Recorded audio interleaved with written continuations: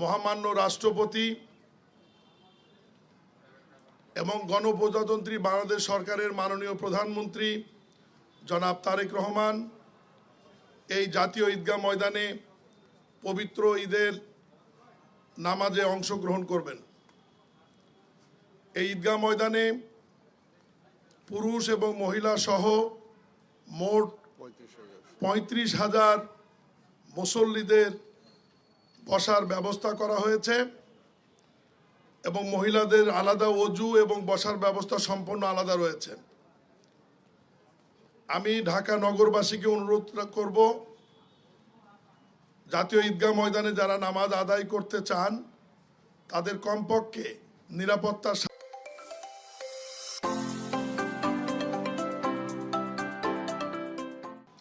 আপনারা মাননীয় মন্ত্রীর মুখে শুনেছেন যে বেলা সকাল 7:30টায় ঈদের জামাত অনুষ্ঠিত হবে।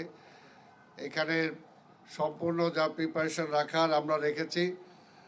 এখানে আসন্ন পবিত্র ঈদুল আজহা 2026 উপলক্ষে ঢাকা দক্ষিণ সিটি কর্পোরেশনের নগরবাসীর জন্য একটি পরিচ্ছন্ন ও আনন্দময় ঈদ উদযাপন নিশ্চিত করতে সমন্বিত কর্ম পরিকল্পনা গ্রহণ করা হয়েছে।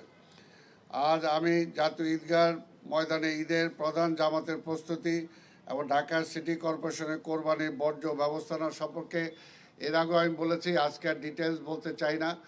আপনারা জানেন যে আমরা ঈদের জামাত 7:30 হওয়ার পরে আমরা আশা করি যে ঢাকা শহরে যে কোরবানি হবে সেই কোরবানিগুলো 3 দিন ব্যাপী হবে এবং 3 দিনে এই সমস্ত বর্জ্য পরিষ্কার করার জন্য আমরা আশা করি যে সম্পূর্ণভাবে আমরা প্রস্তুত আছি। আপনাদের মাধ্যমে ঢাকা নগরবাসীকে শুধু এটুকুই বলবো, যত্রতত্র যাতে তারা কোরবানি না দেন, নির্ধারিত স্থানে যাতে তারা কোরবানি দেন। এবং আমরা নগরবাসীকে 1 লক্ষের উপরে আমরা চট ব্যাগ সাপ্লাই দিয়েছি। আমরা আশা করব সেই চট ব্যাগের মধ্যে তারা বর্জ্যগুলো ফেলবেন, কোনো অবস্থাতেই কোনো ড্রেনের মধ্যে যাতে তারা বর্জ্য না ফেলে, এই বিষয়টা আমরা খুবই বারবার জরুরিভাবে দৃষ্টি আকর্ষণ করেছি। কারণ বৃষ্টি হচ্ছে, বর্ষা চলছে, এই মুহূর্তে যদি ড্রেনগুলো বন্ধ হয়ে যায় তাহলে পানি উপচিয়ে রাস্তায় চলে আসবে। এই ব্যাপারে একটু সচেতন থাকার জন্য আমরা অনুরোধ করেছি। আমরা নগরবাসীকে সেভলন সাপ্লাই দিয়েছি, আমরা ব্লিচিং পাউডার সাপ্লাই দিয়েছি।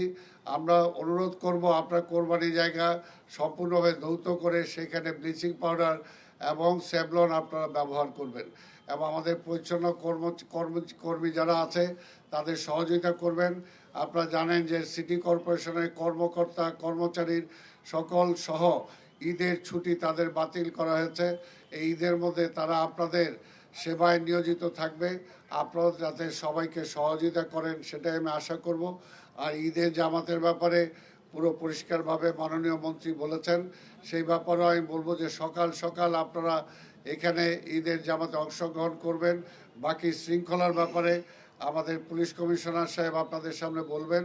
আমি নগরবাসীর সবার সহযোগিতা চাই যাতে আমরা সুন্দরভাবে একটি উদযাপন করতে পারি, শৃঙ্খলার মধ্য দিয়ে যাতে উদযাপন করতে পারি। যেমনি আমার ঘরটাকে পরিষ্কার রাখি ঠিক তেমনি বাড়ির আঙ্গিনাটাকেও পরিষ্কার রাখার চেষ্টা করব, আমার সামনের রাস্তাটাকেও আমি পরিষ্কার রাখার চেষ্টা করব। আমরা যদি সবাই বদলাই ঢাকা শহর বদলাবে।